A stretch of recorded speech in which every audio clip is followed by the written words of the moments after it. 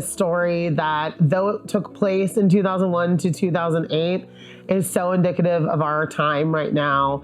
It's about working class people that live in a small town, very much like Reno, that go through all of the trials and tribulations that one might experience during economic downturn. It's really heavy, but I really love the way the writer, Lynn Nottage, adds these bits of really relatable humor.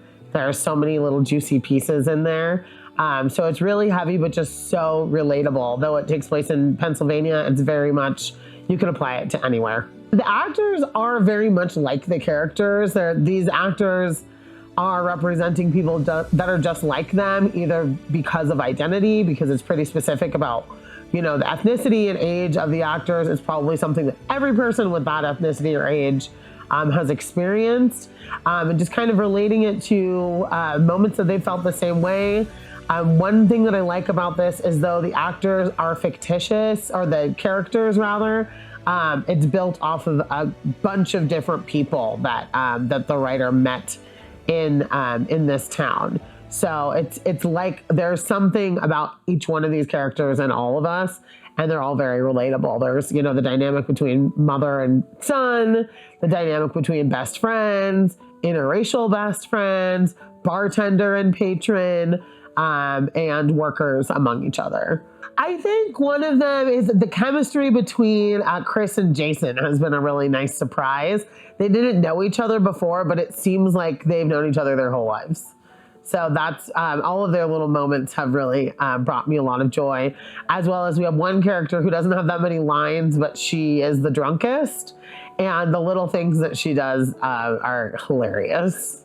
I mean, I think the villain is capitalism. So it's a villain we're all familiar with. I think it's not hard for the audience to see who the problem is or what the problem is, and it's the general state of the world. And these folks working in a warehouse at a time where, you know, when we started the show, 0 warehouses had been burned down, and now we're at like 10. So it's becoming more and more real as it goes on. So though I have done theater my whole life, right now for my job, I work for an organization called Reno Initiative for Shelter and Equality. And I'm their program director for harm reduction, meaning that we're funded by the opiate settlement from the Sackler family, which is literally maybe also one of the villains of this show, are the Sackler family and those who, you know, provided the over prescription of opioids to folks, thus leading to more serious addiction and the crisis that we see now. And what we do is syringe exchange, leading people to treatment, housing, etc. So in this show, I would be probably working with some of these folks, which is so interesting. There's one character, Brucey, who I would definitely come into contact with. Tracy, I would definitely come into contact with. Trying to find people the treatment that they need, and to connect them to the resources that they need as a result of the villain of capitalism and the opioid crisis.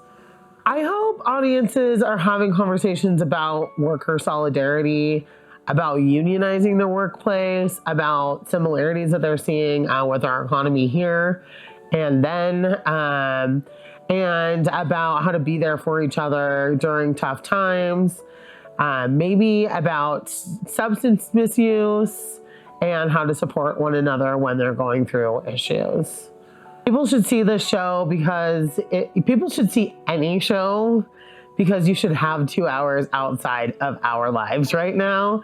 But they should see this show because the acting is incredible, and the work that these folks have put in is so great, but that they will recognize themselves in these people, and I think they'll not feel as alone.